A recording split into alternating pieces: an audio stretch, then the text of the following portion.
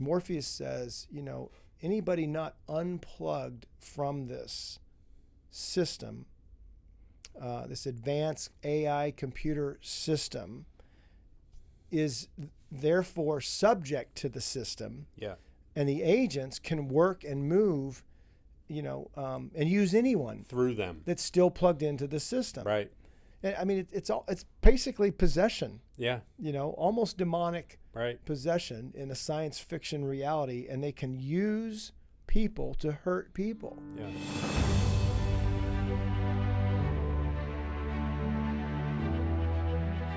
With God, there is always more. More love, more life, more freedom. Welcome to Zoe's Exploring More with Michael Thompson. C.S. Lewis once wrote, "Our Heavenly Father has provided many delightful inns for us along our journey, but He takes great care to see that we do not mistake any of them for home." Join me and the team as we explore the kingdom together, discovering the deep truths and offering encouragement for the journey. There is always more. Welcome to the Exploring More podcast, friends and allies. Michael Thompson here, SJ Jennings there, and we are back into some of our episodes because there are so many that we could do, but we are back into some episodes about story, narrative, films, particularly modern day parables. Well said. And how certain stories seem to capture significant elements of the spiritual realities in which we find ourselves. And so in this episode today, we're going to be talking through and exploring a 1999 film called The Matrix. A film from the 1900s. 1900s. Yeah. That just hurts to say that. I know. That's a thing now. The late 1900s. When were you born? The 1900s. Yeah. So from 1999, there was a few sequels that happened after. It was a bit of a franchise. Keanu Reeves plays Neo. Thomas Anderson and Mr. Anderson. Hugo Weaving.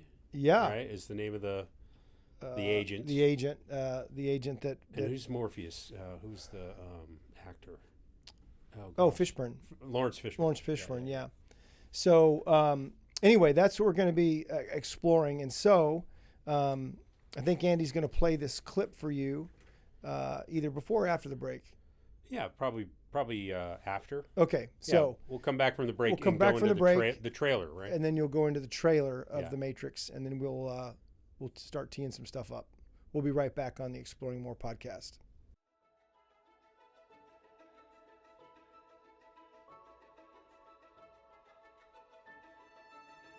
Yeah, so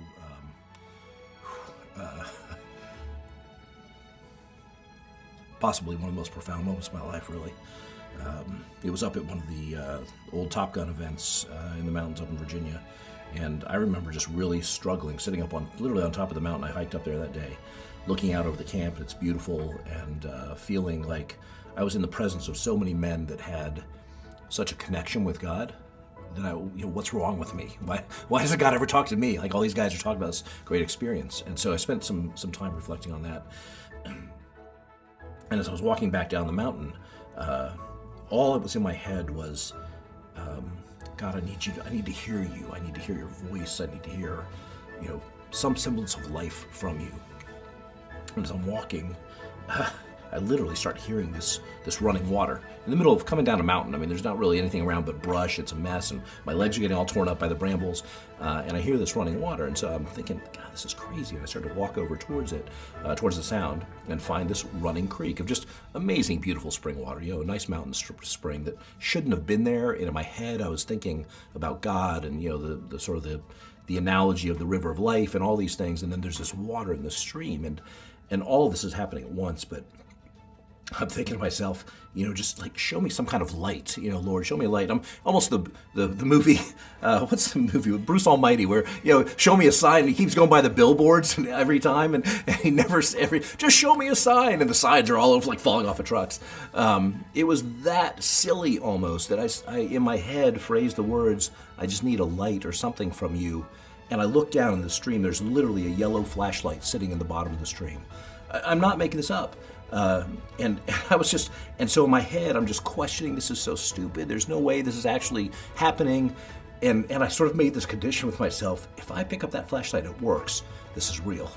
Dude, I swear, I picked up that flashlight, flipped it. It was a pelican light covered in moss. It shone a light as clear as could be.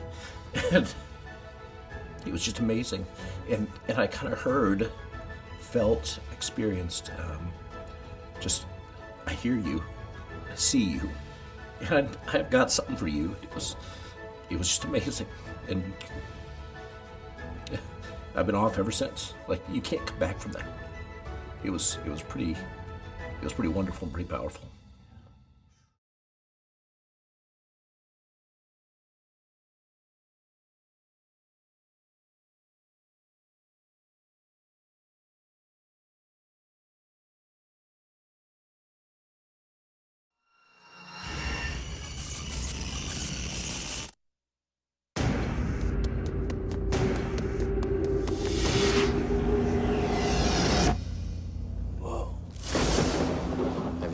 Dream, Neo, that you were so sure was real? What if you were unable to wake from that dream? How would you know the difference between the dream world and the real world? What is happening to me? The answer is out there, Neo. It's the question that drives us. What is the Matrix? The Matrix is the world that has been pulled over your eyes to blind you from the truth. What truth? They're watching you, Neo. Human beings are a disease. You are a cancer of this planet. And we are the cure. Get me the hell out of here! Welcome to the real world.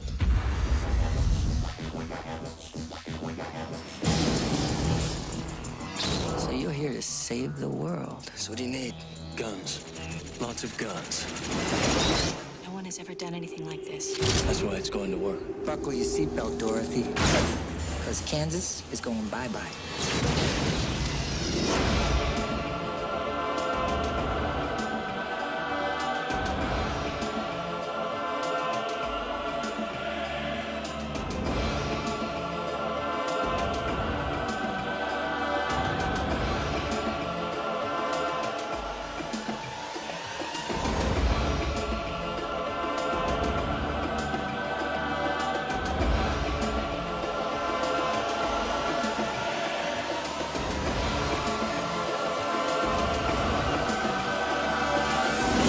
Unfortunately, no one can be told what the Matrix is. You have to see it for yourself.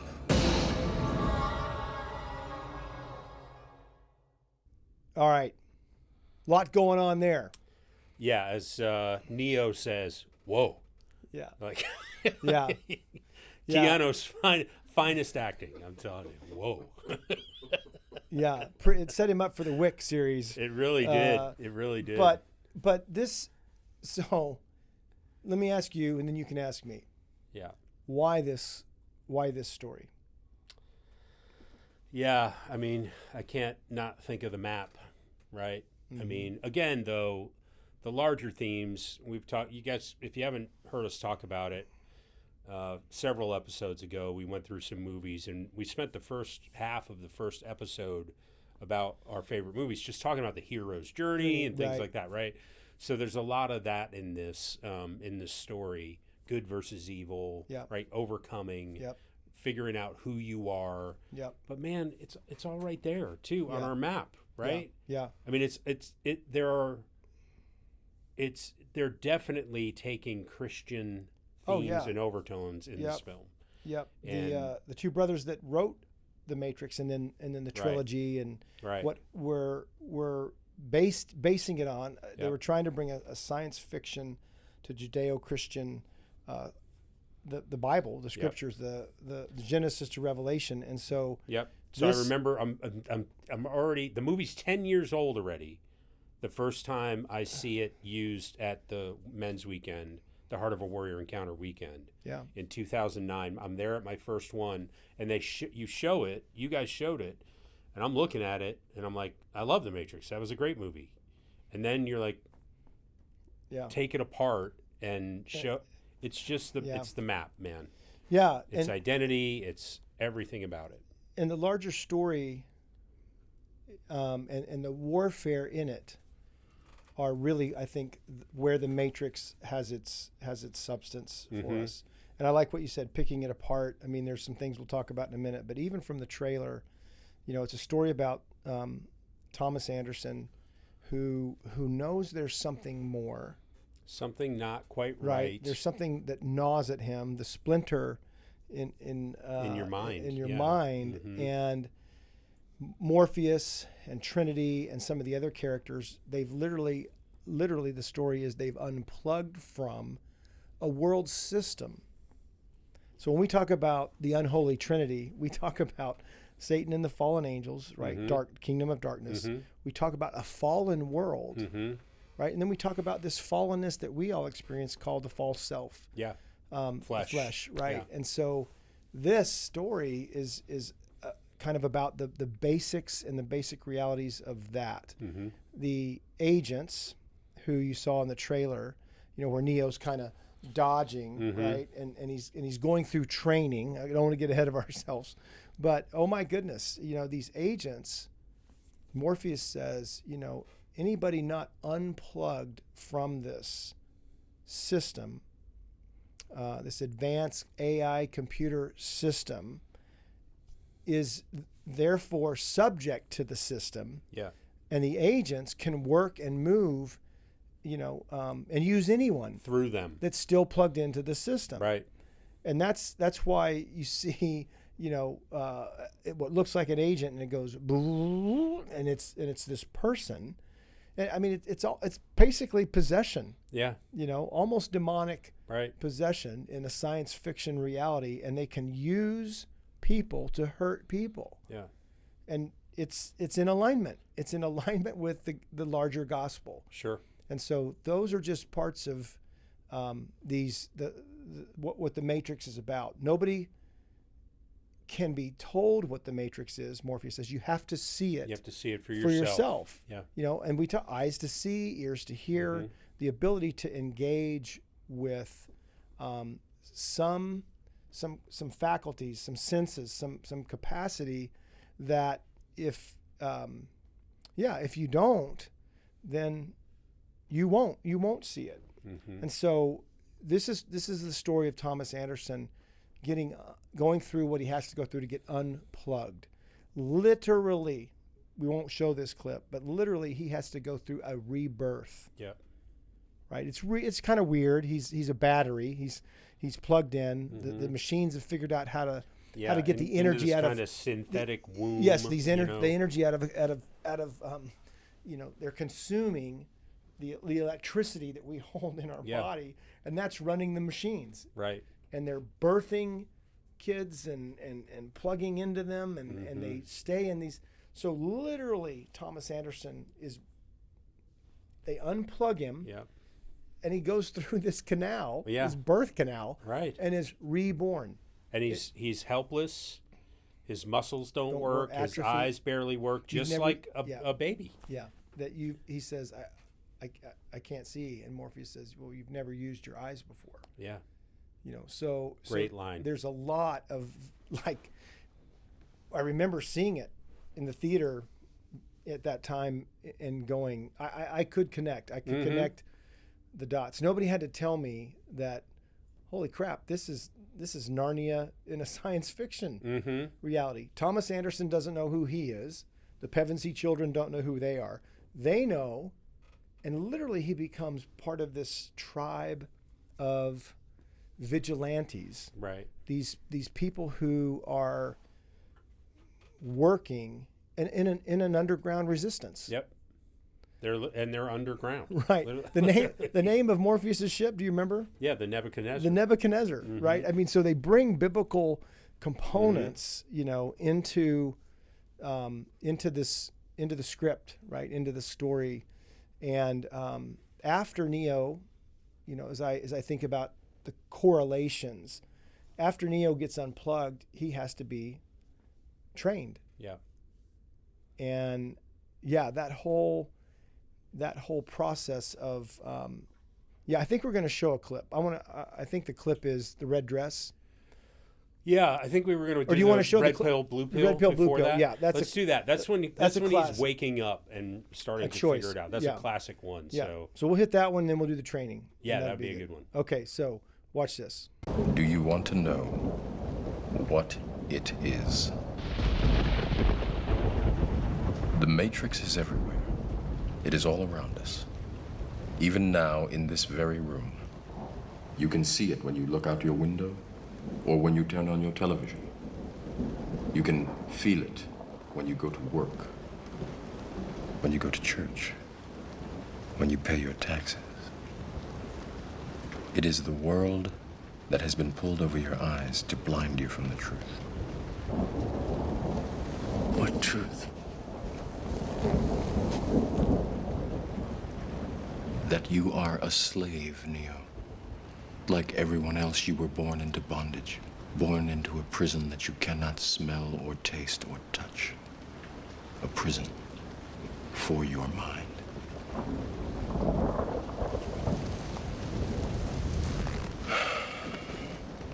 Unfortunately, no one can be told what the Matrix is. You have to see it for yourself.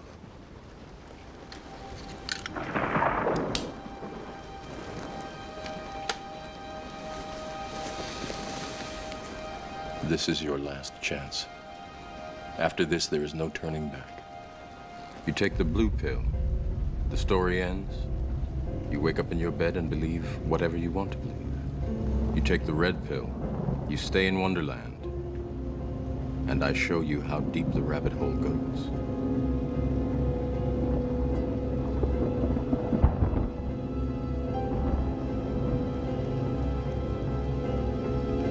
Remember, all I'm offering is the truth, nothing more.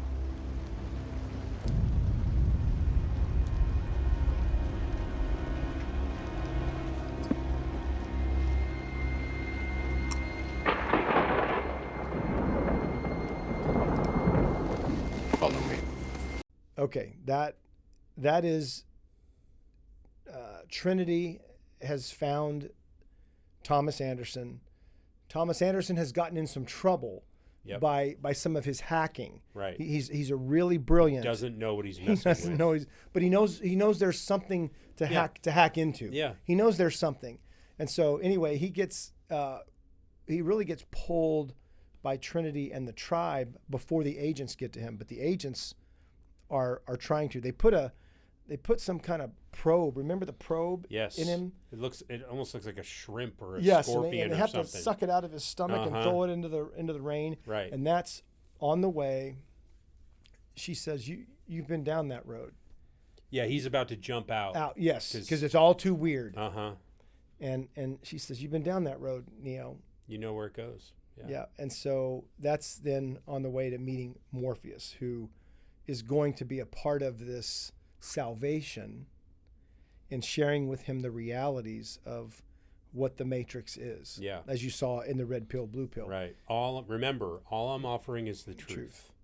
Nothing more. And we know the scriptures tell us the truth is supposed to set you free. Mm-hmm. And even in the freedom that they get, there's still oppression, but they're unplugged from it. Yeah. Which is such a different way for them to function. And now they, instead of being in the Matrix, they go into the Matrix and out. Right. Right. They're not free roaming. They're in this world, but not of it. Would be another passage that we hear from Paul. And so there's just the parallels are just one after the other after the other. it's the matrix is all around you. Mm-hmm. When you go to sleep, when you go to church, when you pay your taxes. Yeah. It is the world. How does he say this? That's been pulled over your eyes to blind you from the truth. Yeah. And then he says, Neo says the truth. He says that you are a slave, Neo. Yeah. Yeah. And so, yes, in bondage, enslaved to sin. Mm-hmm. This is our gospel. Man. And so he has to be born again. He has to go through a salvation experience, and then, significance, right, of the red pill, blue pill moment. Mm-hmm. Yeah. Yeah, 100%. And he chooses the truth because he thinks he's in control of his life. Yeah. Morpheus asks him about, do you believe in fate? He's like, no. Why not? Well, because I like to be in control of my life, I love Morpheus's mannerisms. I know exactly what you mean. Yeah. Yeah. So he takes this red pill, and then it's traumatic. Yeah. Right. I mean, it's traumatic. Remember him playing with the mirror?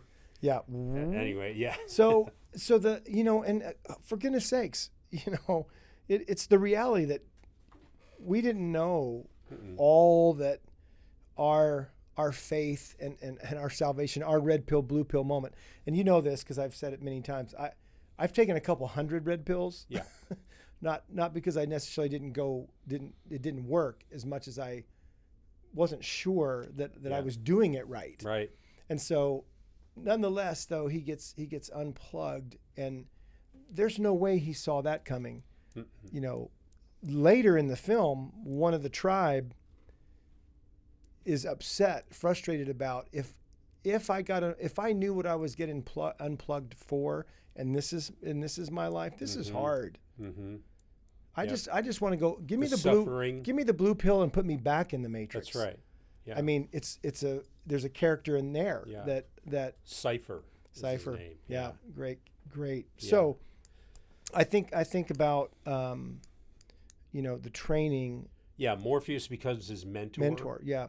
So I remember, I wish it worked this way, because what they do is they take the system and they make it work for them, right? So they're in this world, but not of the world, but they're making it work. But they're fighting against this. Again, absolutely. Yeah. But they're making it work and taking advantage of the world that they're in for the advancement of the battle, right? So instead of being, submitted to the Matrix and the blinders over your eyes, well, now all of those systems are being employed to train Neo. Yeah. Right. And how to move. I remember he said, "I know kung fu," because it just got downloaded into his brain. Right. I had to do this. Look, so before we show this clip, there is this downloading where he's now taking in information. He's learning to fight. So look, did you know that these go back? When I sat down, it's like this. He's back here. Yes. And that's exactly right. And it's plugged in, and he wakes up and he's like, "I know kung fu." It's amazing. But then he and Morpheus get to fight, and they have their sparring. It's a great scene because he's getting the training, like I know kung fu, but and one of them is drunk Irish boxing. That's my favorite. But he's learning all of that. But what's more important in his training, from my perspective, especially early on, is what he has to unlearn. Yeah, the constraints. Right. The mental constraints of you think you're still bound by a world with physical properties like gravity and this and that. I mean, and it shows up in his fighting early on. Yeah. When he's training with Morpheus. Yeah. And to the point that quickly in kind of the first training, Neo rises up and is, they're quite the match. Right. But there's still much more training to go. So the jumping the building and that kind of thing. But I want to go to this next clip, because what Morpheus does in this particular clip is he explains even more. Okay, you kind of got this. Mm-hmm. Let me stretch you into more about what the Matrix is. There's the red pill, blue pill. Do you want to know what the Matrix is? It's all around you. when you sleep, when you pay your taxes. Then now they're in what's going to be another training module, as you'll see. But even us as the viewer, we don't know that going in, right? It's the first time for sure. Yeah. And so what's wonderful about this is, training. There's more to understand. There's a way it works. Mm-hmm. And that's where Morpheus is trying to help Neo see that, it's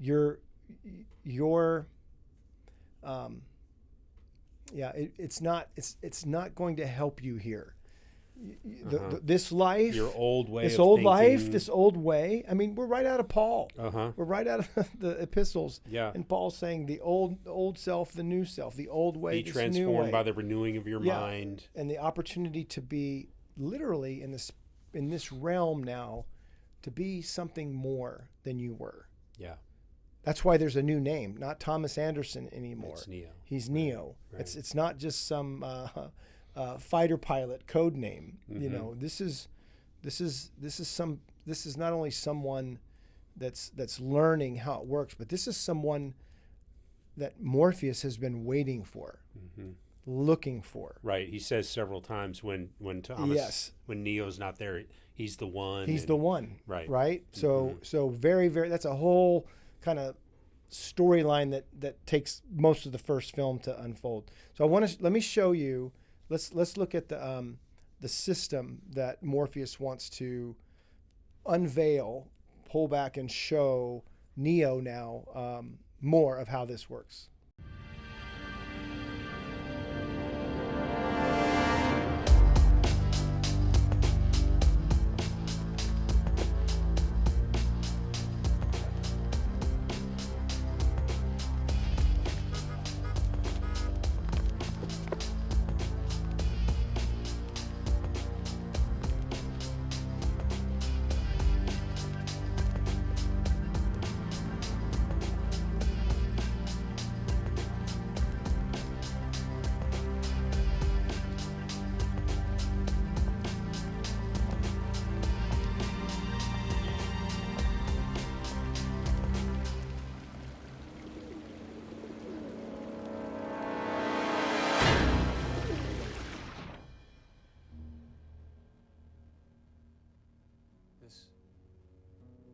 This isn't the Matrix? No. It's another training program designed to teach you one thing. If you are not one of us, you are one of them. Sentient programs. They can move in and out of any software still hardwired to their system. That means that anyone we haven't unplugged is potentially an agent.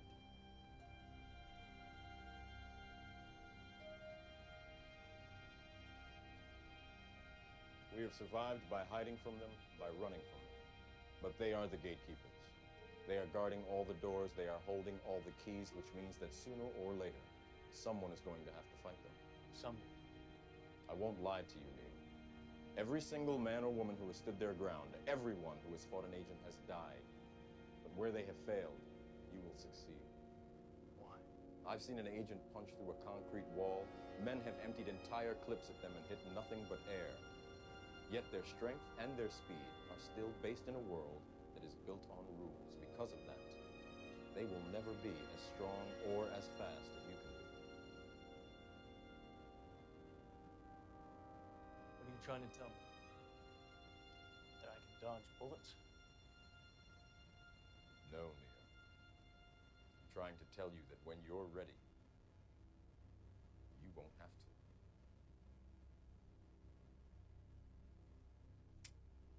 Whoa. Another whoa. And it's what you said this about the map and the two realms, two kingdoms. I have said this at the end of that talk a few times, and hope I'll remember to do it this year. You put the whole map up there and you go, if this isn't overwhelming, then you're not paying attention. Right. You know, and so maybe I should start again. But this idea that, I see it on Neo's. He's bumping into Morpheus is just gliding through the crowd. That's the first. I didn't notice that until the second or third time I saw it. Like, wait, boom, boom, yeah, boom, boom.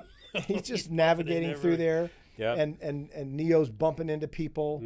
But the dialogue, that Morpheus is giving Neo is the reality that, hey, the very people that we're trying to help are so connected to this system, right? That any one of them at any time can be used by an agent. That's why we avoid the agents. That's why, but he says, I think at the end, before the red dress, he says, I've seen agents, dodge bullets, punch holes into concrete. Every person that's faced them, stood their ground, has died. Right. Yep. And but they're still constrained by the system that they're a part of, right? Yeah. Yeah. And so I think about the power and the authority that Jesus has given us through the cross. And I still wonder if I'm utilizing, my place in the kingdom of God, in the spiritual realm, with the kind of gusto to its fullest authority and capability. Yes. Yeah. I think personally, I believe we're far more inundated with a system and with demonic agents and in a way that they're ancient in their experience with humanity. They have specific names, titles, job descriptions, a spirit of death, a spirit of disparity, disunity. They have specializations, it seems like. They do. That in which they can then operate. And we see this from the Old Testament to the New. And yet they're still bound by a system that we have more authority and over. And that is what the training is all about. So at the end, this is the great moment. Yeah. Well, before you go there, disturbs Neo. Before you go there, I just had a question come on me. And you don't have to name names, but I've met a few guys, and I would say I could probably count them on the fingers of one hand, where you meet them and that they are Christians, that they're believers. But when you meet them, you can just tell, if you're paying attention, they are what I would refer to as operators in the kingdom.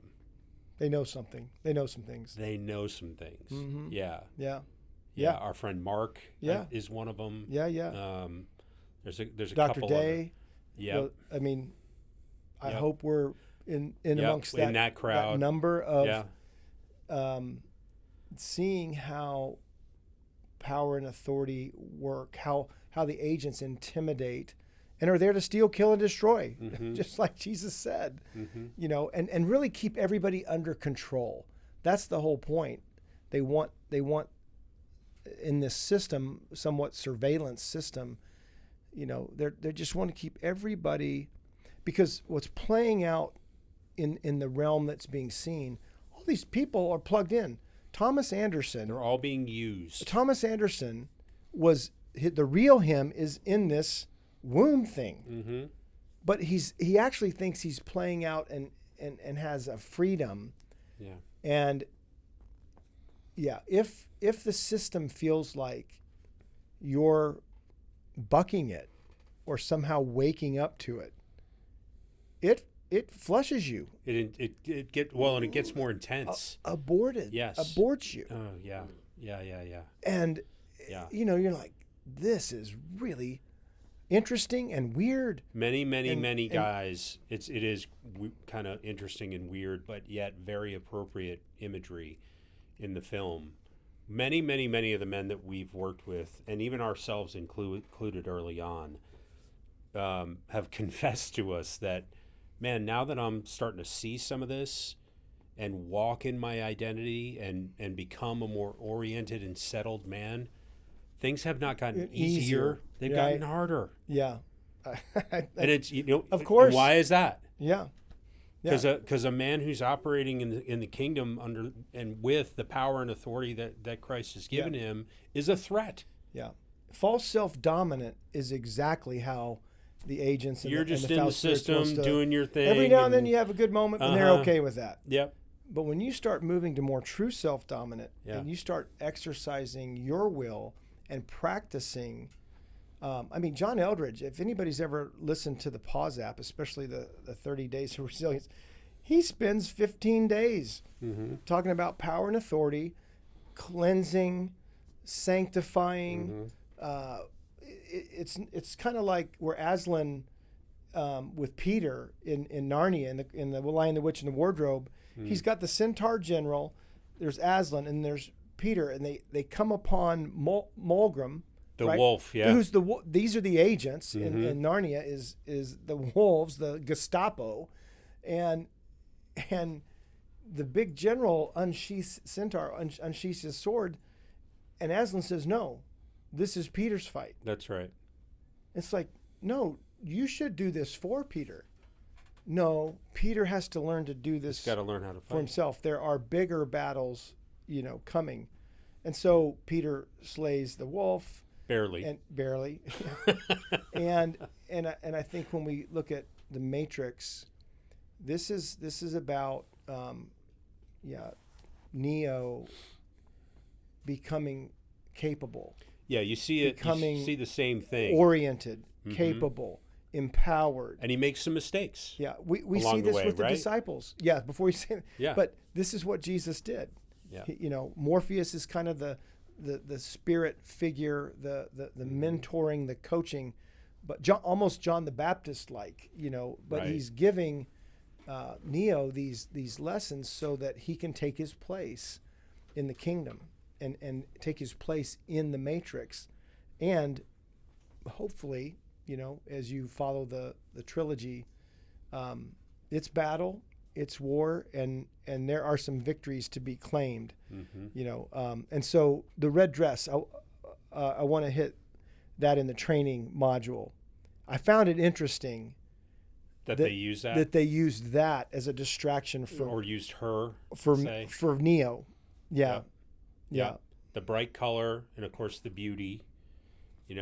Were you listening to me, Neo, or were you looking at the woman in the red dress? So he turns back, and what happens? There's a gun in his face. Yeah. Yeah. It takes that long, but very, very interesting, intentional.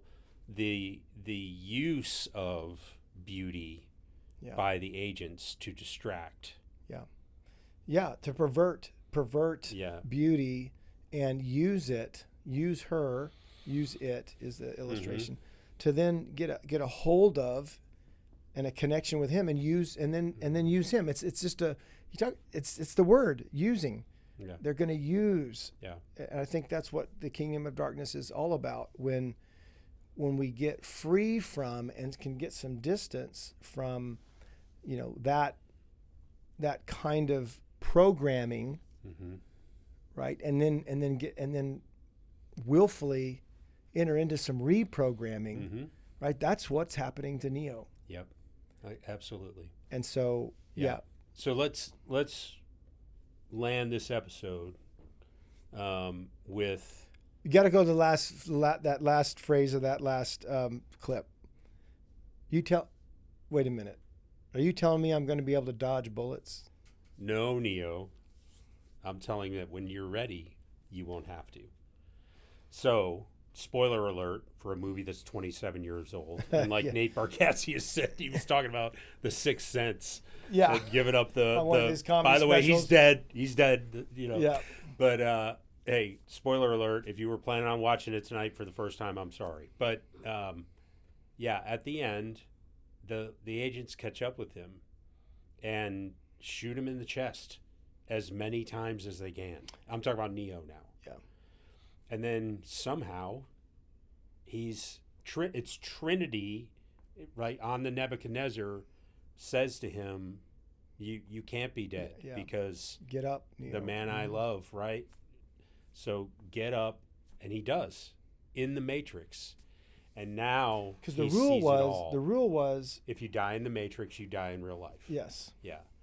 So now, but when he's resurrected, you don't see the walls of the building or even the faces of the agents. All he sees is the Matrix. He sees it now, yeah. He sees it all clearly. Mm-hmm. And so it's no effort for him to, they bring everything they've got at him, you know, fighting as hard as they can. And he's just like, this is a kind of a waste of my time. Slow-mo, right. Yeah. Almost slow motion, which... They they unload all their bullet. He just stops the bullets. They all drop down. What Morpheus says in that training, an hour-ish later, when they're in this, you know, kind of OK Corral shootout final, Neo literally does, no, when you're ready, you won't have to dodge bullets. So the interesting thing then that happens in the film, throughout the film, we see the agents possessing different people. Mm-hmm. That there's kind of that shake that happens, and the cop who's flying the helicopter becomes an agent. Yeah. Right, and the agents take over and possess. Neo does that at the end to the agents. The other way. Yeah, and they explode because of the power that he has. Yeah. They can't exist that way. So it's interesting. So back to Braveheart, The Notebook. I mean, this is a love story set in the midst of a fierce battle, of a war, of a conflict. You know, Trinity and Neo are destined, if you will. Yep. And they are in this relationship that is messy and wild, but it's love that actually brings resurrection and then empowers him to fight the fight that needs his presence. And so I think it's a brilliant metaphor. Sure is. Of something that when we watch it, it has the ability to invite us, you know, to, I think of Walter Mitty, you know, when Sean Penn is like, oh yeah, you know, come on. Such a great film. That may be another one we need to it might be one unpack of the masculine journey. But this one specifically, I really think speaks pertinently to the larger story our story's in, and how it works. Yeah. There are rules, there's a way things work, and Neo, when you're ready, SJ, Michael, Andy, when you're ready, I'll show you how to bend the rules. Because a man who knows who he is, where he is, and the good that God's up to in his life, that's an oriented man. And this is a film about a man becoming who he's meant to be, and what he can bring to the world.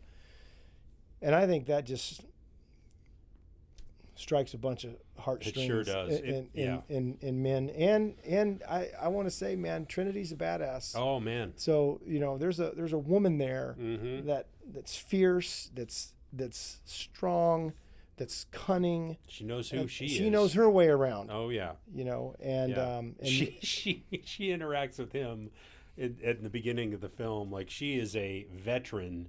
And he's, you know, a dweeb, new guy, dweeb. Yeah, exactly. Yeah. Isn't that the army guy, dweeb? Isn't it a dweeb that when you get your head shaved and? No. What do they call you?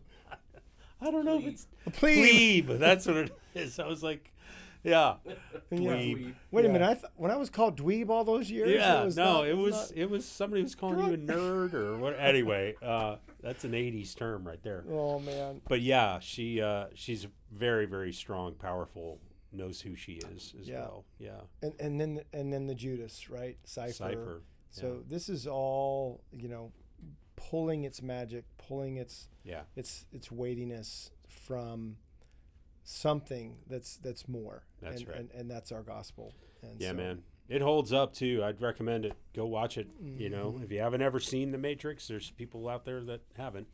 But yeah, there's people that on our team that were born after it was released. So, yeah. Who? Caleb. Oh. Really? Yeah. Dang. Right after. Just after. Yeah. Yeah. Well, hey, thank you for being with us on the Exploring More podcast in our exploration of The Matrix. I hope you find that either encouraging, helpful, or wait a minute. what? Mm-hmm.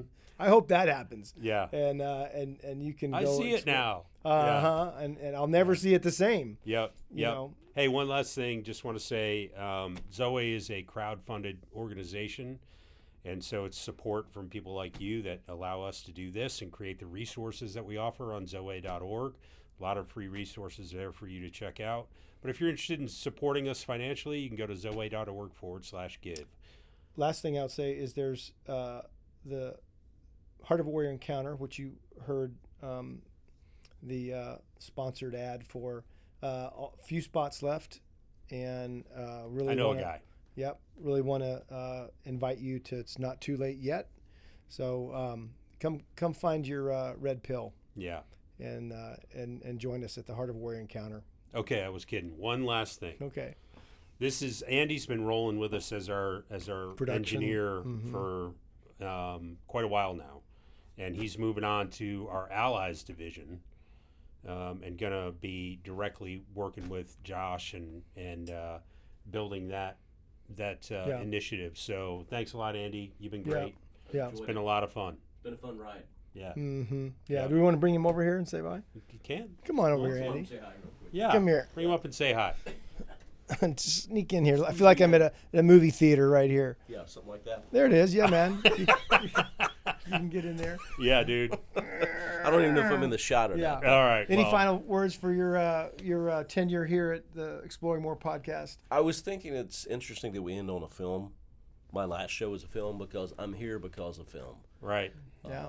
I became a believer when I was about 13 or 14 in it. Almost at the same time, I saw the movie Star Wars, and it made me want to figure out how they made stories and how they made those films and stuff. So I've been intrigued and enamored by story my whole life now since then. So it's interesting that we end on a film, and The Matrix is one of my faves. That's so curious, yeah. Also, speaking about film, for those of you who are wondering, Andy Serkis is our Andy's doppelganger.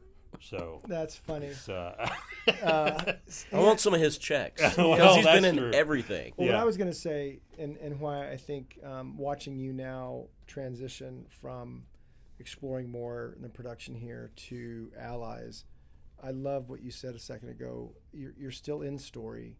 You're coming alongside men in a very intentional way with Josh to, for their training and equipping and encouraging them to take their place in the front lines of advancing the kingdom. And proud of you. It's been a joy to have you.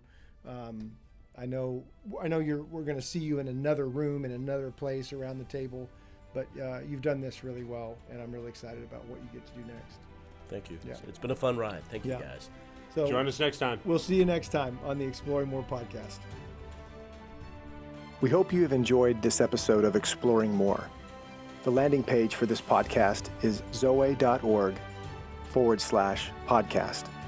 That's ZOWEH.org/podcast, where you can find the show notes and various platforms to which we broadcast.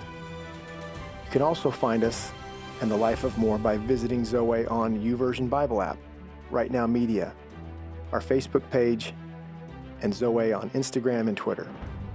Remember, with God there is always more, and you were made for more.